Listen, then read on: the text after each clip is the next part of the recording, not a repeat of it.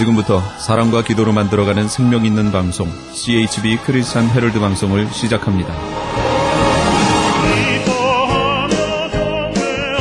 매일 새벽 4시, 매일 밤 11시 하루의 시작과 마무리를 함께하는 CHB 크리스찬 헤럴드 방송은 크리스찬 헤럴드 신문과 가장 인기 있는 기독교 정보를 담고 있는 www.christianherald.com과 함께 오늘도 성실하게 여러분 곁에 함께할 것입니다. 하나님께서 선물로 주시는 오늘 하루를 CHB 크리스찬 헤럴드 방송과 함께 소망으로 열면서 오늘도 하나님을 섬기며 영혼을 사랑하는 복된 하루가 되시기를 바랍니다.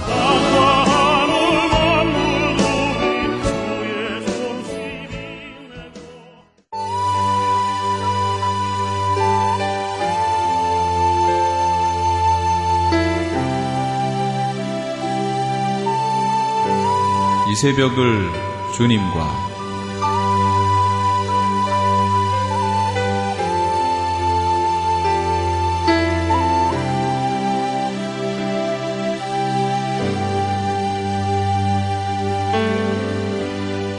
AM 1650을 통해 남가주 전역에서 AM 1540을 통해 하와이에서 그리고 인터넷을 통해 전 세계에서 듣고 계시는 이 새벽을 주님과 애청자 여러분, 밤새 평안하셨습니까? 이 새벽을 주님과의 정영철 인사드립니다.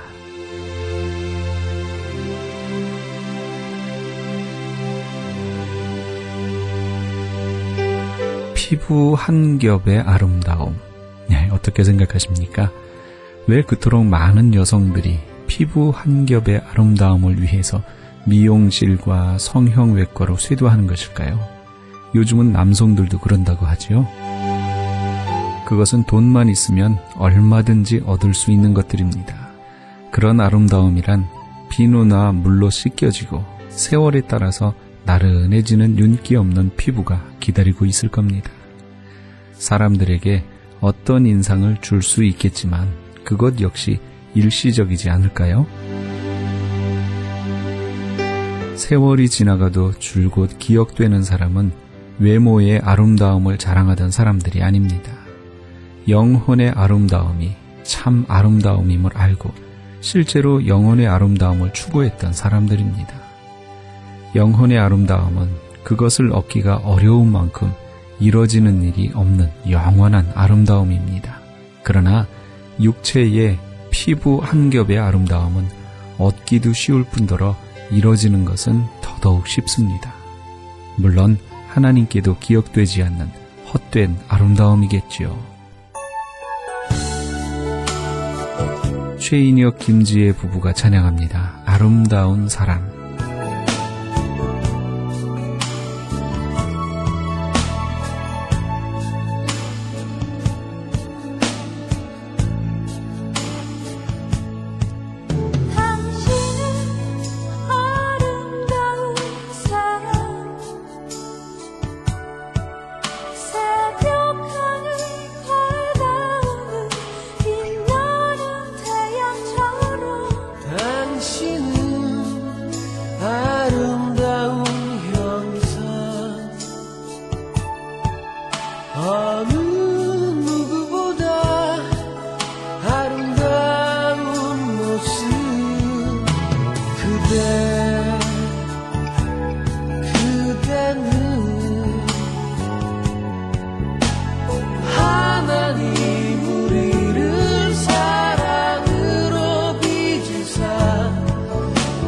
자녀로 하나님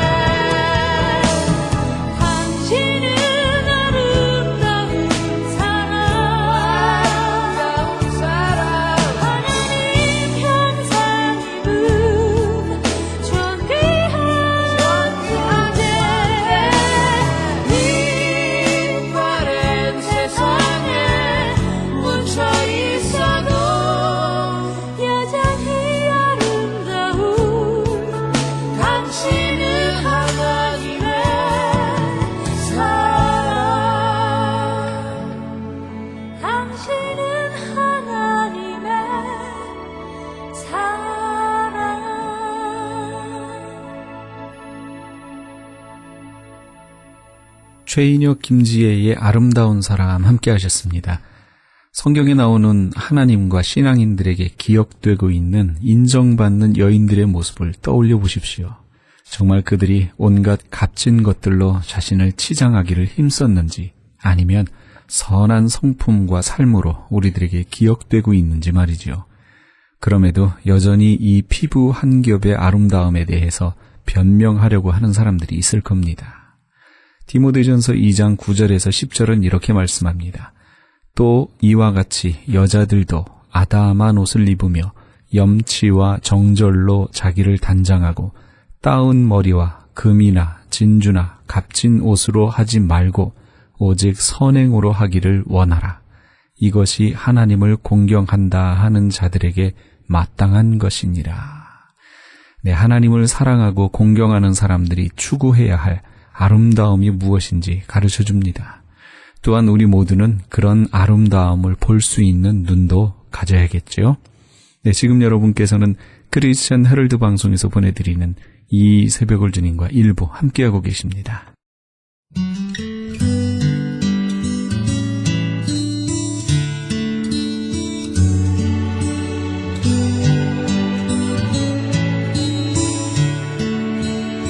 오늘의 큐티.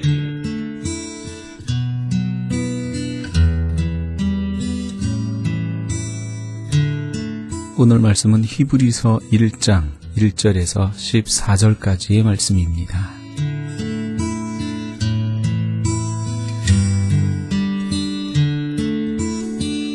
옛적의 선지자들로 여러 부분과 여러 모양으로 우리 조상들에게 말씀하신 하나님이 이 모든 날 마지막에 아들로 우리에게 말씀하셨으니 이 아들을 만유의 후사로 세우시고 또 저로 말미암아 모든 세계를 지으셨느니라. 이는 하나님의 영광의 광채시요 그 본체의 형상이시라. 그의 능력의 말씀으로 만물을 붙드시며 죄를 정결케 하는 일을 하시고 높은 곳에 계신 위엄의 우편에 앉으셨느니라.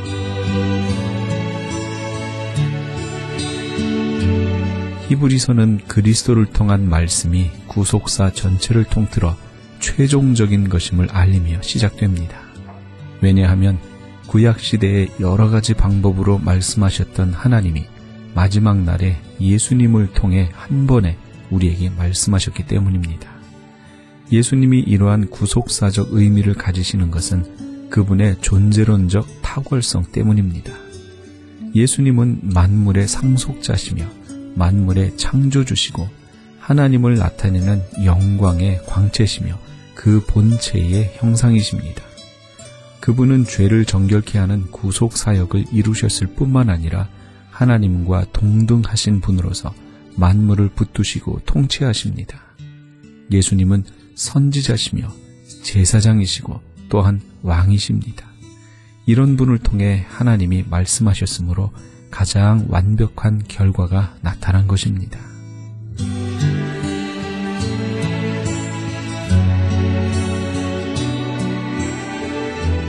저가 천사보다 얼만큼 뛰어남은 저희보다 더욱 아름다운 이름을 기업으로 얻으심이니 하나님께서 어느 때에 천사 중 누구에게 네가 내 아들이라 오늘날 내가 너를 낳았다 하셨으며 또다시 나는 그에게 아버지가 되고 그는 내게 아들이 되리라 하셨느뇨. 또 맏아들을 이끌어 세상에 다시 들어오게 하실 때에 하나님의 모든 천사가 저에게 경배할지어다 말씀하시며 또 천사들에 관하여는 그는 그의 천사들을 바람으로 그의 사역자들을 불꽃으로 삼으시느니라 하셨으되 아들에 관하여는 하나님이여 주의 보좌가 영영하며 주의 나라의 홀은 공평한 홀이니이다. 네가 의를 사랑하고 불법을 미워하였으니 그러므로 하나님 곧 너의 하나님이 즐거움의 기름을 네게 부어 내 동료들보다 승하게 하셨도다 하였고 또 주여 태초에 주께서 땅에 기초를 두셨으며 하늘도 주의 손으로 지으신 바라 그것들은 멸망할 것이나 오직 주는 영존할 것이요 그것들은 다 옷과 같이 낡아지리니 의복처럼 갈아입을 것이요 그것들이 옷과 같이 변할 것이나 주는 여전하여 연대가 다함이 없으리라 하였으나 어느 때의 천사 중 누구에게 내가 네의 원수로 네의 발등상 되게 하기까지 너는 내 우편에 앉았으라 하셨느뇨. 모든 천사들은 부리는 영으로서 구원 얻을 후사들을 위하여 섬기라고 보내심이 아니뇨.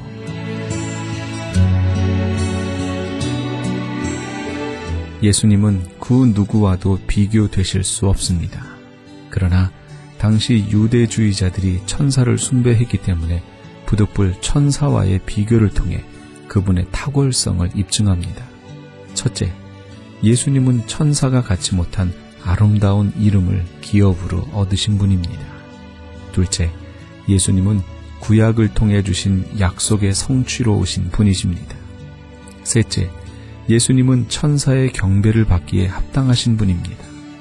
넷째, 천사는 종으로서 사역하지만 예수님은 메시아로서 사역을 감당하십니다.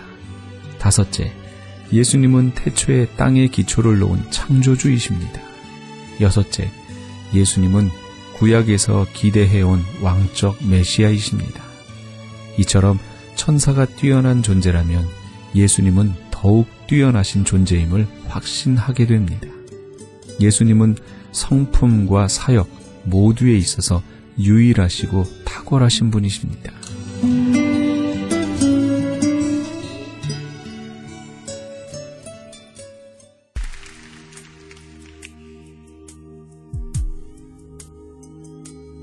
여호와 우리 주여 박종호의 음성으로 함께 하십니다.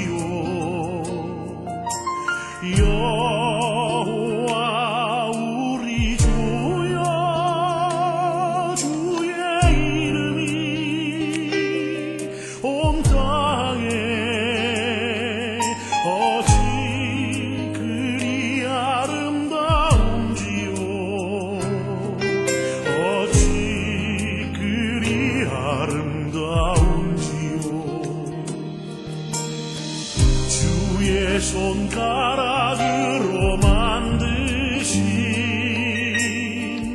주의 하늘과 주의 베풀어 두신 달과 별 내가 보니 사람이 무엇이 주께서 저를 생각하시며 인자가 무엇이건대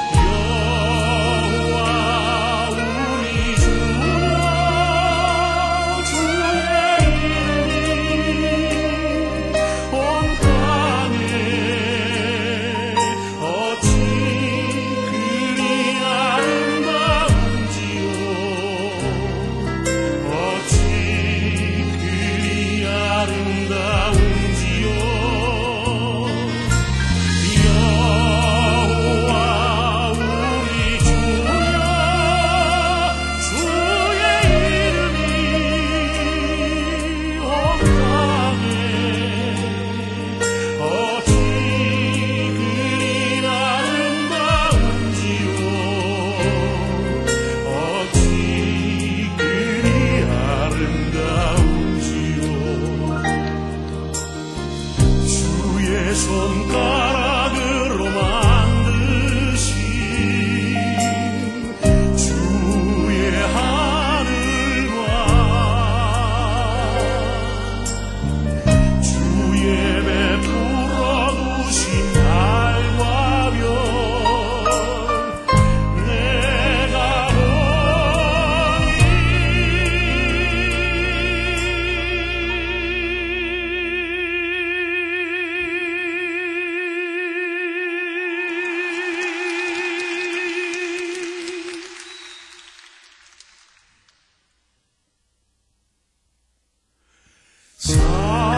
사랑이 무엇이란데 주께서 저를 생각하시며 인자가 무엇이건데 저를 권고하시나이까.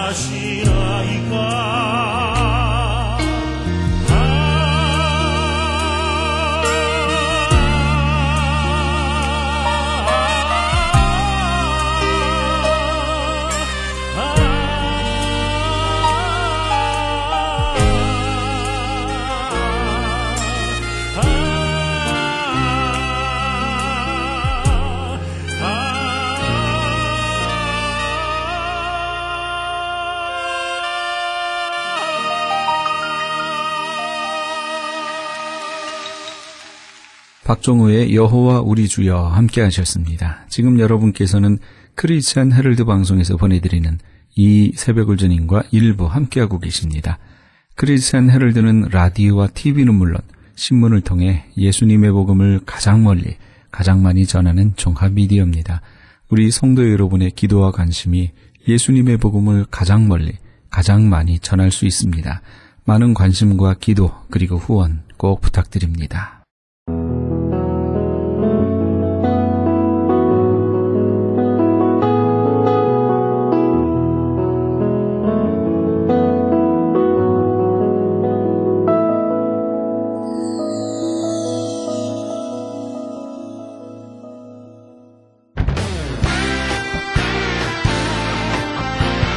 크리스천 헤럴드 전속 선교 합창단 창단. 본사 크리스천 헤럴드 전속 선교 합창단 창단에 앞서 단원을 모집합니다. 하나님 나라의 확장을 위해 이 시대가 요구하는 문화 사역단으로서 지역 사회의 찬양을 통한 전도, 선교에 힘쓰며 크리스천 헤럴드의 홍보 대사로 활동하게 됩니다. 활동 내역은 연중 1, 2회 정기 연주회, 정기적인 섬김과 나눔의 연주활동, 선교지 방문 찬양 사역, 전문성과 영성 개발을 위한 주기적 교육 및 세미나 개최 등을 할 예정입니다. 가입 자격은 현재 성가대 또는 합창단원이거나 성악 전공자를 포함한 평신도 또는 목회자로 예수 그리스도를 영접한 자여야 합니다. 연습 일정은 8월 마지막 주에 첫 모임이 있을 예정입니다. 크리스천 헤럴드 전속 선교 합창단에 가입하셔서 하나님과 지역사회와 이웃을 섬기기 원하시는 분은 213-353-0777, 213지역 353-0777번이나 press@christianherald.com, press press@christianherald.com으로 연락 주시기 바랍니다.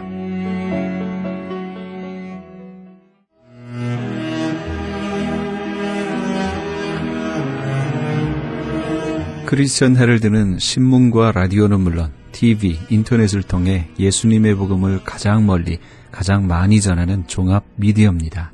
이런 사역을 감당하기 위해서는 우리 애청자 여러분의 후원과 기도가 절실히 필요합니다. 예수님이 우리에게 맡겨주신 이 지상사역에 함께 동참하시지 않으시겠습니까? 내가 너희에게 분부한 모든 것을 가르쳐 지키게 하라 말씀하신 우리 예수님의 지상명령에 함께 동참하시기 원하시는 분은 전화 213-353-0777, 213지역 353-0777번으로 전화 주시면 자세히 안내해 드리겠습니다.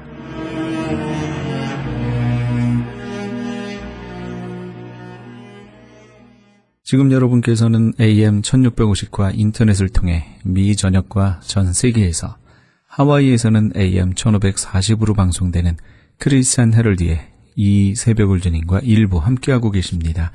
방송 시간과 설교 편성표는 크리스찬 헤럴드 신문 주간 편성표와 홈페이지 cheraldus.com에서 확인하실 수 있습니다. 계속해서 예은 장로교회 곽건섭 목사님의 말씀 보내드립니다. 오늘은 마가복음 10장 17절에서 22절까지의 말씀을 본문으로 오해 때문에 란 제목의 말씀 전해주시겠습니다. 지난주에 그 구원에 대한 말씀을 나누었습니다. 우리가 여기에 대한 어떤 확신을 갖지 못하면은 우리 교회 생활도 신앙생활도 또 우리의 앞으로 남은 삶도 힘이 없게 됩니다. 이 문제가 중요하기 때문에 우리가 여름에 성숙된 모습으로 주님의 일을 확실하게 감당하기 위해서는 이 문제가 우리에게 참으로 중요하다 생각이 돼요. 오늘 또 이어지는 말씀으로 생각을 하시고 여기에 대한 이 구원에 대한 이 말씀에 대한 오해가 오늘 다 풀어지기를 바라고 이 말씀 속에서 주시는 하나님의 그 능력을 우리의 삶 속에 직접 체험할 수 있는 그런 시간이 됐으면 좋겠습니다. 우리 박찬호 선수가 그 LA 다저스에 있을 때에 우리 교포 사회에 많은 희망을 주고 또 우리는 그 한 선수 때문에 참 기쁜 일들이 많았던 지난 몇 년간의 일을 돌아보게 됩니다. 그런데 이 박찬호 선수가 LA 다저스에 있을 때에 그 아주 된통 부부싸움을 한 사람이 있습니다. 박찬호 때문에. 그래서 그분을 제가 알고 있는데 그분이 이런 이야기를 재밌게 들려준 적이 있습니다. 어느 날 아침에 느닷없이 그 부인이 자기 남편에게 박찬호 선수의 어머니가 일본 사람이라 이렇게 세우는 겁니다. 그러니까 남편이 알기는 분명히 박찬호가 한국 사람인데 왜 그 어머니가 일본 사람이냐. 그래서 그 말을 듣고 깜짝 놀란 남편이 당신 무슨 지금 헛소리하고 있느냐고. 절대로 아니다. 그건 잘못됐다. 그런데 이 부인이 아니 신문에까지 났는데요 그러면서 아내가 신문을 들고 남편에게 일간신문 스포츠날에 큰 글씨로 쓰여 있는 한국인 박찬호와 일본인 노모 이렇게 쓰여 있었어요. 그러니까 일본 선수의 이름이 노모인데 그 노모를 나이 많은 어머니로 이 아내는 착각을 했던 겁니다. 그래서 아주 된통 그것 때문에 싸움이 한바탕 벌어졌다고 하는, 물론 애교 있는 오해이고 남에게 피해는 주지 않았습니다. 그런데 어떤 오해는 인생에 매우 중대하고도 돌이킬 수 없는 피해를 남기게 되는 그런 경우를 보게 됩니다. 세계 2차 대전이 종료된 직후였습니다. 헬리콥터가 저공 비행을 하면서 필리핀 산악지대에 숨어있던 그 당시에 일본군들에게 이제 전쟁은 끝났다 그러면서 방송을 합니다. 전쟁이 끝났으니까 이제는 다 나와가지고 항복하고 나오면 이제 조국 일본으로 돌아갈 수 있습니다. 일본군들에게 이렇게 종전 방송을 막 산속에 다니면서 공중에서 마이크를 통해 가지고 크게 보도를 합니다. 그러나 그 당시에 많은 산악지대에 숨어있던 일본군들은 이것을 들으면서 저것이 연합군의 전략으로 오해를 하게 됩니다. 아마 연합군들이 우리를 속여가지고 무조건 깊은 산속에 나오게 해가지고 다시 우리를 죽이려고 한다. 그래서 전술 전략으로 오해하고는 오히려 더 깊은 산속으로 이 일본군들은 숨어 들어가게 됩니다. 그래서 어떤 일본군들은 전쟁 후에 1970년대 말에 원시인의 모습으로 발견되기도 했습니다. 30년을 산속에 숨어 삽니다. 오해 때문에 30년을 잃어버린 이런 비극적인 얘기가 역사의 현장 속에 전해오고 있습니다. 오늘 이 본문에도 안타깝고 슬픈 비극의 사건이 기록되고 있습니다. 그 원인도 역시 오해 때문이었습니다. 오늘 본문에서 주인공을 가리켜서 한 사람이라 이렇게 말합니다. 17절에 보면은 예수께서 길에 나가실새 한 사람이 달려왔다. 같은 이 본문의 내용이 마태복음 19장에도 나와 있습니다. 마태복음 19장 20절에는 한 청년이라 이렇게 말하고 있습니다. 또 누가복음 18장 18절에는 그를 사회의 엘리트 계층이었던 한 관원으로 이야기를 하고 있습니다. 본문의 내용으로 봐서 그는 또한 재물을 많이 가진 부자였다고 표현하고 있습니다. 요즘 세상으로 말하면은 괜찮은 그런 사람입니다.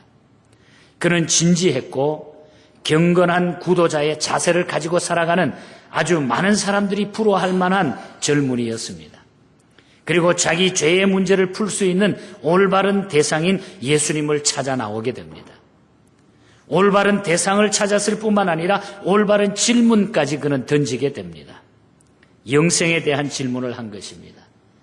육신적으로 세상적으로 멋있는 사람뿐만 아니라 그는 아주 고상하게도 영생에 대한 질문을 하게 한 것입니다. 그럼에도 불구하고 오늘 본문에 보면은 비극적인 결말을 이 사람은 맞이하게 되었다는 얘기입니다. 22절에 보면은 그 사람은 재물이 많은 거로 이 말씀을 인하여 슬픈 기색을 띠고 근심하고 갔다 그랬습니다. 이 말씀을 읽고는 단지 그가 가진 것이 많은 부자였기 때문에 할 수 없이 예수님을 떠났다고 생각하면 안 됩니다. 그것은 우리야 잘못된 생각입니다. 그가 예수님을 등지고 슬퍼하며 떠나간 진짜 이유는 오해 때문이었다 하는 것을 알 수가 있습니다.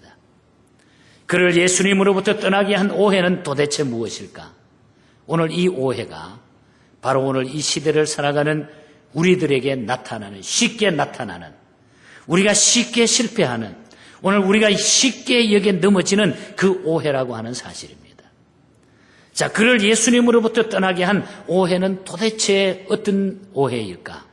첫 번째로 예수님에 대한 오해 때문이었습니다. 그는 예수님이 어떤 분이신지에 대해서 오해했던 것입니다. 17절 말씀에 보면은 예수께서 길에 나가실새 한 사람이 달려와서 꿇어앉아 묻자오되 선한 선생님이여 내가 무엇을 하여야 영생을 얻으리이까?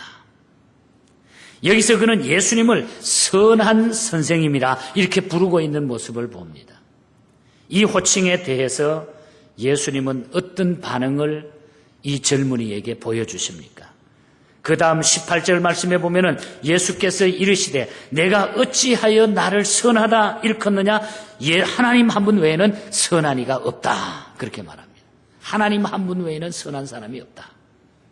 이 말씀을 피상적으로 보면은 예수님은 자신이 선한 분이라는 것을 부인하셨다고 성급하게 결론 지을지 모릅니다. 그러나 예수님은 사람 가운데는 선한 이가 없고 인간의 선함이 구원의 조건이 될 수 없고 자신의 선함을 들고서 하나님 앞에 나올 사람은 없다는 그런 뜻으로 이 말씀을 해 주시고 계시는 것입니다.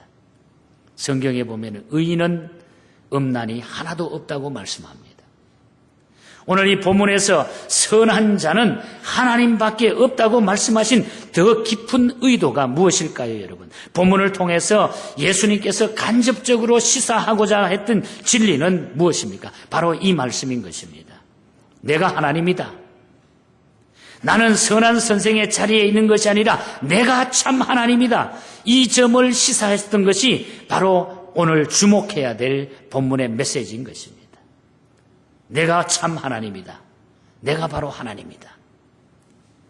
요즘 예수님을 이렇게 보는 사람들이 너무 많다는 얘기입니다. 위대한 어떤 모델로서의 한 인간, 존경할 만한 스승, 위대한 인류의 영웅, 위대한 휴머니스트. 이것은 올바른 예수에 대한 관점이 아닙니다. 오늘 우리들도 나도 모르게 예수님에 대해 가지고 한 위대한 인간, 존경할 만한 스승, 위대한 인류의 영웅, 이 정도로 우리가 생각하고 예수를 믿기 때문에 우리가 예수님에 대해서 오해를 가지고 우리는 실패하는 그 경향이 우리에게 있다는 얘기입니다. 예수님은 스승 이상이십니다. 그는 하나님이시고 무엇보다 인간을 구원하실 수 있는 구세주이신 것입니다. 위대한 인간이 위대한 모범일 수는 있지만은 우리를 구원할 수는 없는 거예요. 인간은 절대로 인간을 구원할 수가 없습니다. 나폴레옹은 세계를 정복한 정복자로 유명합니다. 그런데 마지막 그는 이런 명언을 남겼습니다. 소크라테스가 이 방에 들어온다고 하면 우리 모두는 일어나서 그분에게 존경심을 표하는 것이 마땅하다. 그러나 나사렛 예수가 만약에 이 방에 들어온다고 하면 우리 모두는 엎드려 그분께 경배하는 것이 마땅하다.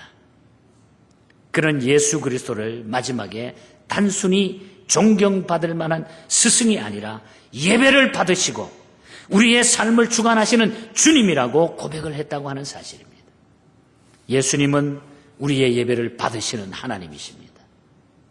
우리를 구원하실 하나님일 것입니다. 그러나 오늘 이 본문에 나오는 청년 관원은 예수님을 선한 선생의 수준으로만 지금 보고 있는 거예요. 선한 선생으로서의 예수를 알고 있다고 하면은 손익 계산이 맞지 않는다고 하면은 그렇게 판단될 때에 언제든지 쉽게 떠나게 되는 거예요. 오늘 우리가 예수 믿다가 우리가 예수님을 섬기다가 교회를 섬기다가 떠나고 자기 마음대로 하게 되는 이유가 바로 거기에 있는 거예요. 예수님에 대한 오해 때문에. 주님이 누구신가? 예수님이 누구신가? 그래서 언제나 우리는 손익계산을 해가지고 나한테 불리하고 나한테 계산이 맞지 않으면 예수님을 마치 자기 계산 속에 집어넣어가지고 자기가 다 판단해버린다는 얘기예요. 예수님은 그런 분이 아니신 것입니다. 그가 예수님을 등지고 떠나간 진짜 이유는 예수님을 바로 알지 못했기 때문에 이 청년은 떠나게 된 것입니다. 그분이 어찌한 분인지를 알지 못했습니다. 그분을 선한 스승으로만 생각했지만 하나님이시고 나를 구원할 수 있는 구주시라는 사실을 이해하지 못했던 거예요. 여러분은 어떻습니까? 오늘 우리는 어떻습니까? 예수님을 어떻게 알고 계십니까? 어떻게 믿고 계십니까? 예수님에 대한 오해가 있으면 이 오해를 다 풀어야 돼요. 이 오해가 풀리지 않고는 우리의 삶이 절대로 달라질 수가 없어요. 두 번째 이유는 구원에 대한 오해입니다. 예수님에 대한 오해와 자기 영혼 구원에 대한 오해가 이 청년을 주님과 멀어지게 만들었던 것입니다. 행위로 영생을 얻을 수 있다. 이렇게 이 청년이 오해했다는 얘기입니다. 청년이 던진 질문은 구원에 대한, 영생에 대한 것으로 매우 바람직한 아주 중요한 질문이었습니다. 그러나 그 질문을 분석해 보면은 신학적으로, 교리적으로 매우 그릇된 전제를 담고 있다고 하는 것을 알게 됩니다. 그가 가지고 있던 전제는 많은 사람들이 오늘 기독교에 대해 가지고 있는 보편적인 편견이 바로 이 청년이 가지고 있었던 문제인 것입니다. 17절에 보면 그는 예수님 앞에 꿇어앉아 이렇게 말합니다. 선한 선생이여, 내가 무엇을 하여야 영생을 얻으리까? 영생을 얻기 위해서는 내가 무엇을 해야 한다고 하는 전제를 가지고 이 청년은 이야기하는 거예요. 내가 무엇을 해야만이 영생을 얻는다. 내가 어떤 것을 해야만, 커다란 업적을 세워야만 하나님이 나에게 영생을 주실 것이다 라고 하는 그 생각을 이 청년이 가졌다는 얘기입니다. 이는 많은 사람들이 영생과 구원에 대해 가지고 있는 매우 보편적인 선입견입니다. 이것이 잘못된 것입니다. 그러나 예수님은 이 청년과의 계속되는 대화 속에서 구원의 근거가 행함이라고 하는 잘못된 가정을 무너뜨리기 위한 질문을 이 청년과 계속 주고받는 이 얘기를 오늘 본문에서 우리는 발견하게 됩니다. 18절에 보면은 내가 어찌하여 나를 선하다 일컫느냐, 하나님 한 분 외에는 선한 자가 없느니라. 이 말씀은 내가 선을 가지고 하나님 앞에 접근할 수 있다고 생각을 하느냐, 선으로 영생을 얻는다고 네가 생각을 하느냐, 어떤 내가 좋은 일, 착한 일을 해가지고 내가 영생을 얻는다고 생각하느냐, 그 정도로 내가 선하다고 생각하느냐, 그런 물음인 것입니다. 19절에서 20절 말씀을 보면은 이렇게 묻는 예수님의 대답에 이 청년은 이렇게 얘기합니다. 내가 계명을 안 하니 살인하지 말라, 간음하지 말라, 도적질하지 말라, 거짓 증거하지 말라, 속여 취하지 말라, 내 부모를 공경하라 하였느니라. 여짜오되 선생님, 예수님, 내가 이것을 어려서부터 다 지켰습니다. 이 놀라운 일들을 나는 아주 완벽하게 지금까지 지키고 있습니다. 자신 있게 이 청년이 자기 자신에 대해 이야기하고 있어요. 청년은 도덕적인 자신감이 있었던 것입니다. 상당히 도덕적으로 살아온 사람이 아니라고 하면 이런 대답을 할 수 없어요. 아마 이 청년의 대답을 봐서 굉장히 참 똑똑하고 참 완벽한 사람이다, 이렇게 우리가 말할 수 있을 것입니다. 그러나 예수님은 이 대답을 듣고서 그가 아직도 자신의 진정한 모습을 보지 못하는 것을 우리 예수님은 안타까워했습니다. 21절을 보면 그에 대한 예수님의 아가페적인 사랑을 다시 한번 찾을 수가 있습니다. 예수께서 그를 보시고 사랑하사 가라사대 내가 오히려 한 가지 부족한 것이 있으니 가서 내 있는 것을 다 팔아 가난한 자들에게 주라.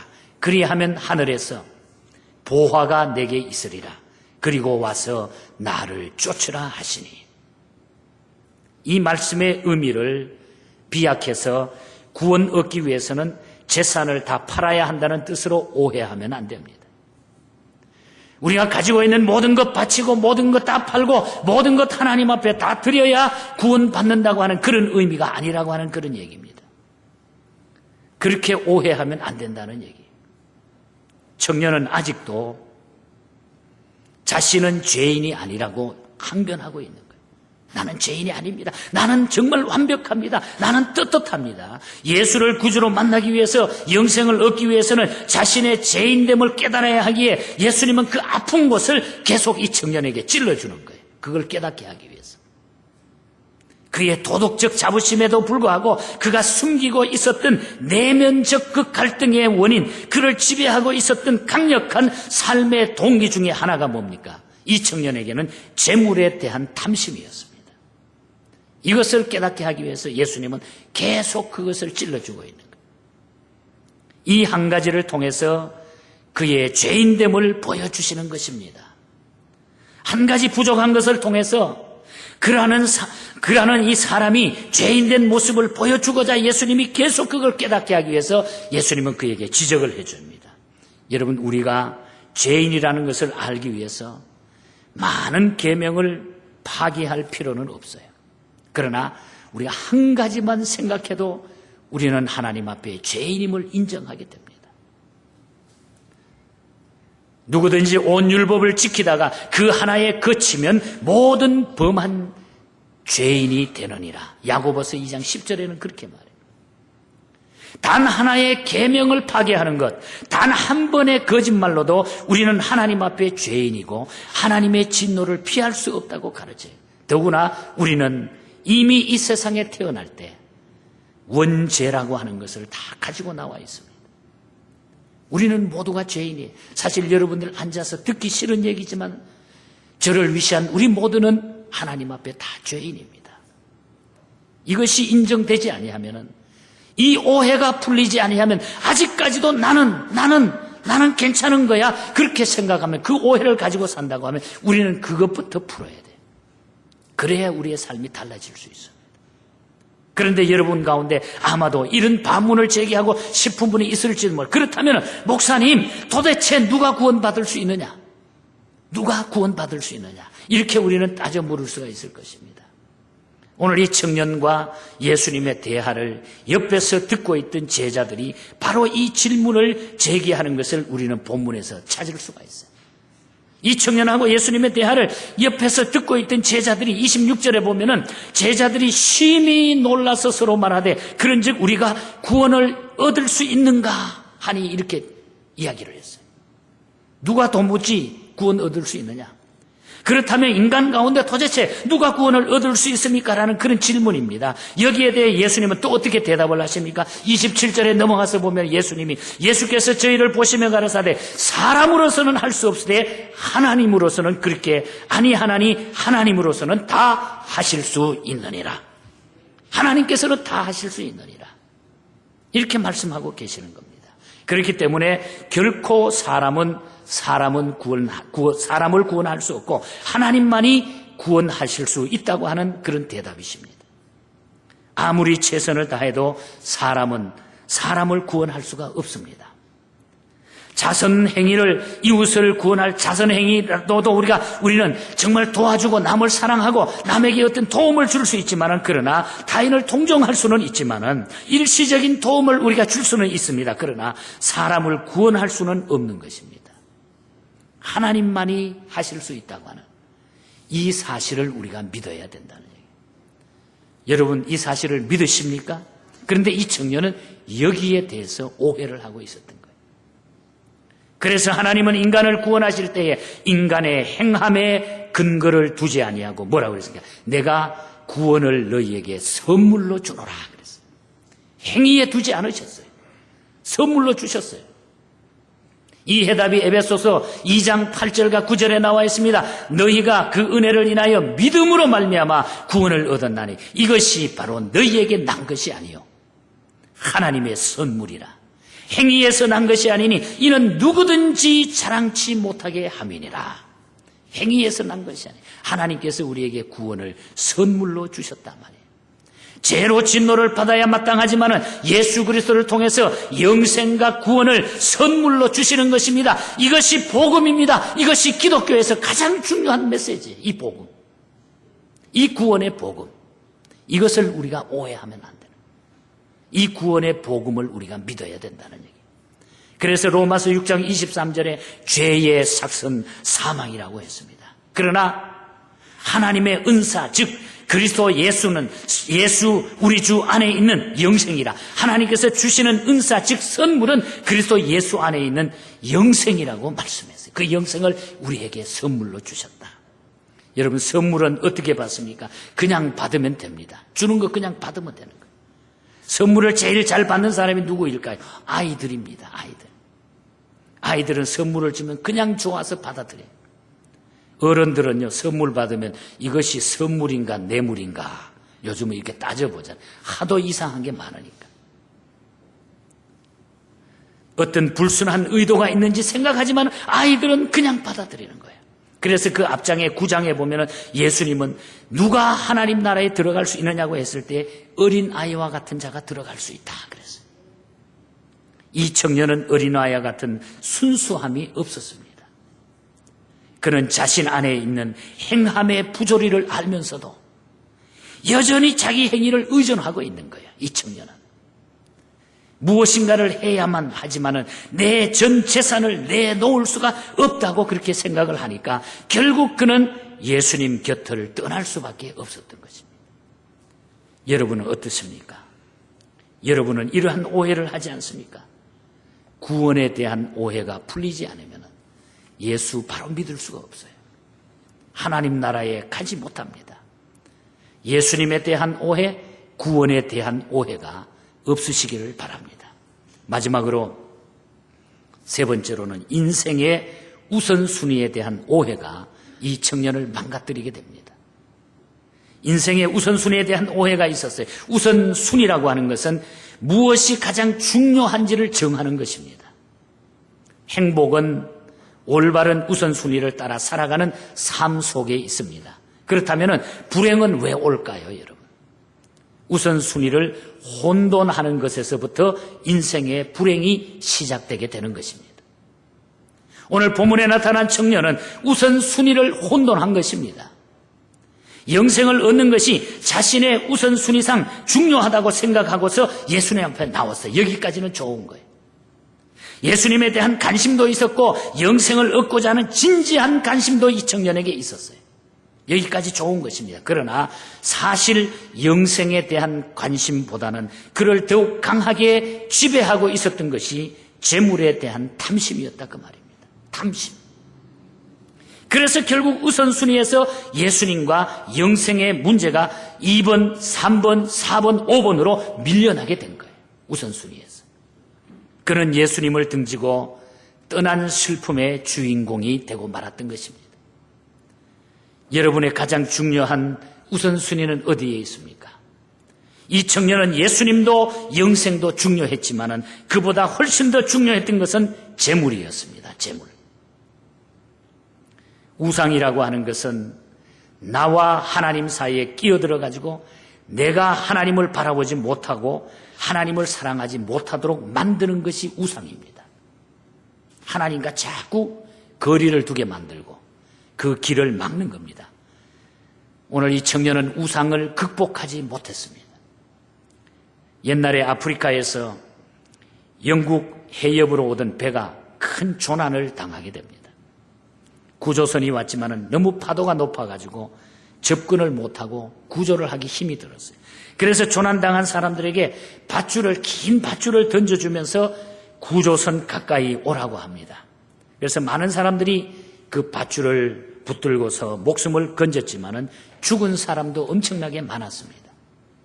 수영을 못해서 죽은 사람도 있었고 밧줄을 잡지 못해서 죽은 사람도 있었습니다.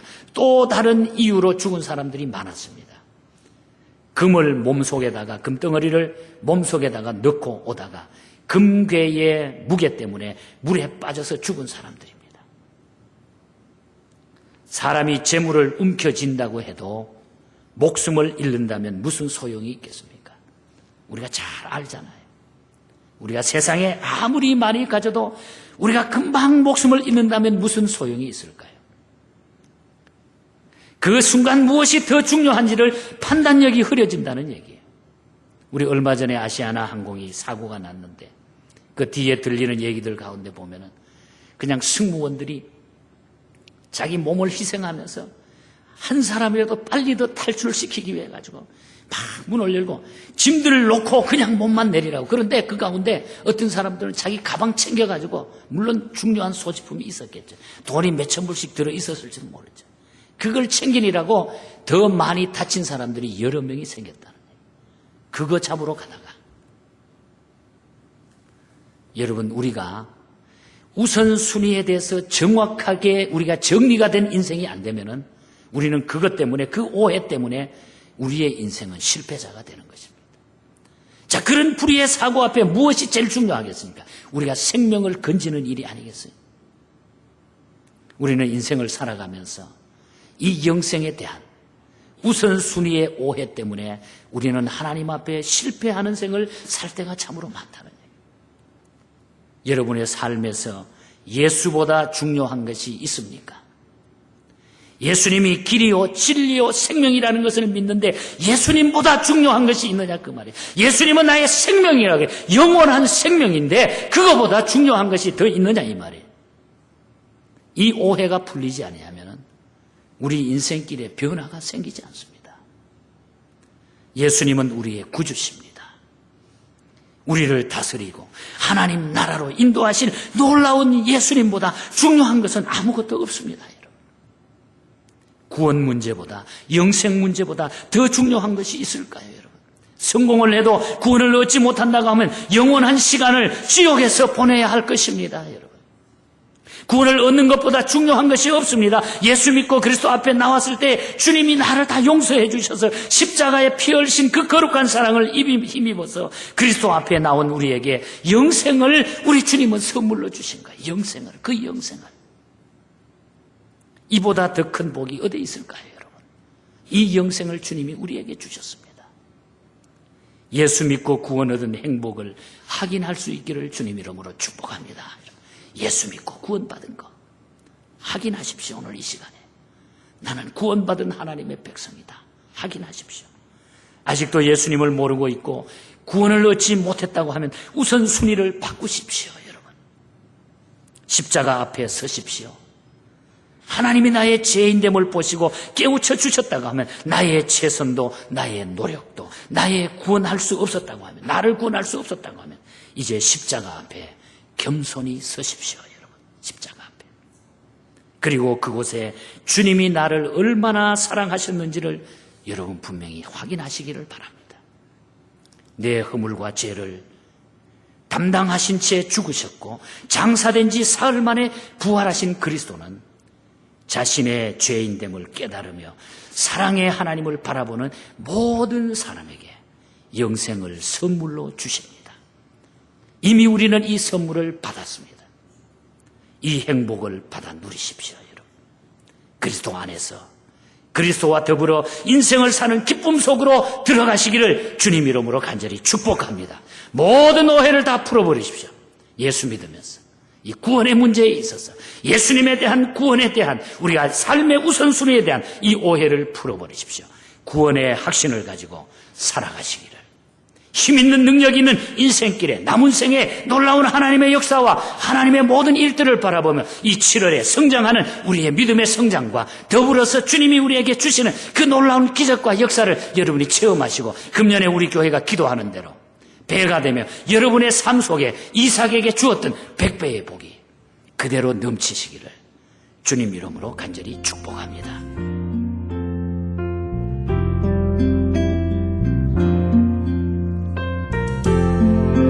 지금까지 예은장로교회 곽건섭 목사님께서 오해 때문에 란 제목의 말씀 전해주셨습니다. 예은장로교회는 워싱턴과 매그놀리아가 만나는 곳 1401 웨스트 워싱턴 블루버드에 위치하고 있습니다. 신앙상담이나 교회에 대해서 좀 더 자세히 알기 원하시는 분은 교회는 213-745-9997번으로 목사관은 213-458-2505번으로 연락주시기 바랍니다.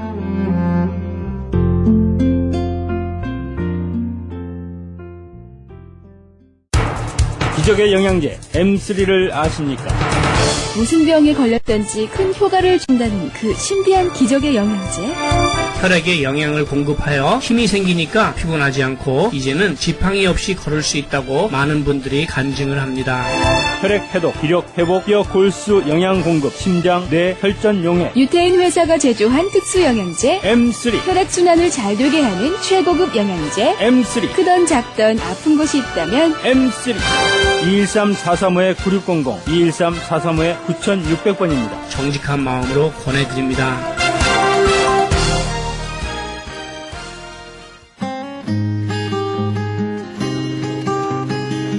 교계 게시판.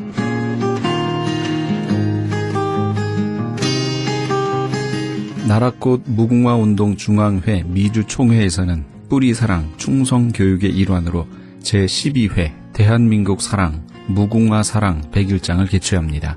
등록 마감은 7월 30일까지며 시상은 8월 17일 토요일에 하게 됩니다. 본사 크리스천 헤럴드에서는 전속 선교 합창단 창단을 앞두고 크리스천 헤럴드 전속 선교 합창 단원을 모집합니다. 가입 자격은 현재 성가대나 합창단원 또는 성악 전공자로 평신도나 목회자이며 예수 그리스도를 영접한 분이어야 합니다.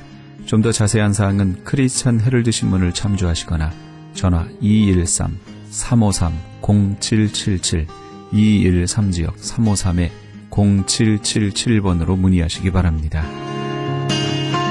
뉴 PNS 한인녹이 새롭게 탄생했습니다. 오렌지 카운티 한인 이민사회와 함께 성장한 35년, 참신하고 새로운 운영진과 함께 새로운 모습, 산뜻한 디자인, 정확한 리스팅 정보로 오렌지 카운티와 인근 지역 소비자까지 더욱더 만족할 만한 서비스로 최선을 다하겠습니다. 주소록 리스팅 광고 문의는 오렌지 카운티 지역은 714-992-2921, 714지역 992-2921, LA 지역은 213-353-0777, 213지역 353-0777번으로 하시기 바랍니다. PCUSA 교단이며 이태준 목사가 담임으로 심우하는 웨스트 체스트 연합교회에서 예수 그리스도의 소명을 가지고 영성과 지도력을 겸비한 부교역자를 청빙합니다. 한국어 회중의 교육과 찬양 그리고 청년 사역을 하실 분을 원하며 제출기한은 7월 30일까지입니다. 좀 더 자세한 사항은 914-623-2749, 914지역 623-2749번으로 문의하시기 바랍니다. 울타리 선교회에서 한인 어르신들을 위한 무료 간식 제공을 합니다. 매주 월요일부터 목요일까지 오전 10시에서 11시 30분까지며 장소는 올림픽과 놀만디에 있는 노인회관입니다. 좀 더 자세한 문의는 213-819-3300, 213지역 819-3300번으로 문의하시기 바랍니다. 교계 게시판에 대한 좀 더 자세한 사항은 크리스천 헤럴드 신문 교계 소식란을 참조하시기 바랍니다.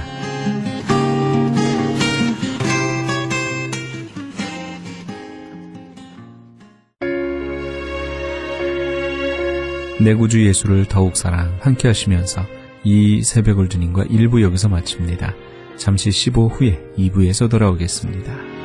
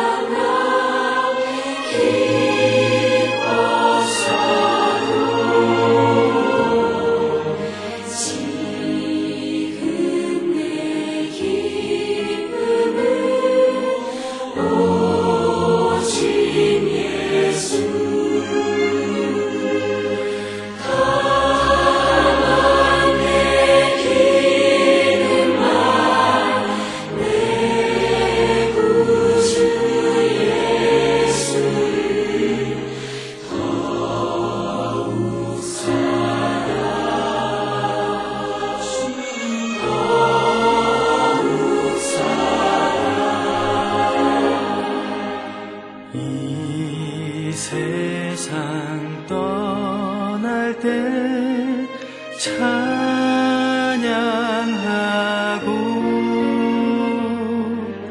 숨질 때 하는 말 이것일세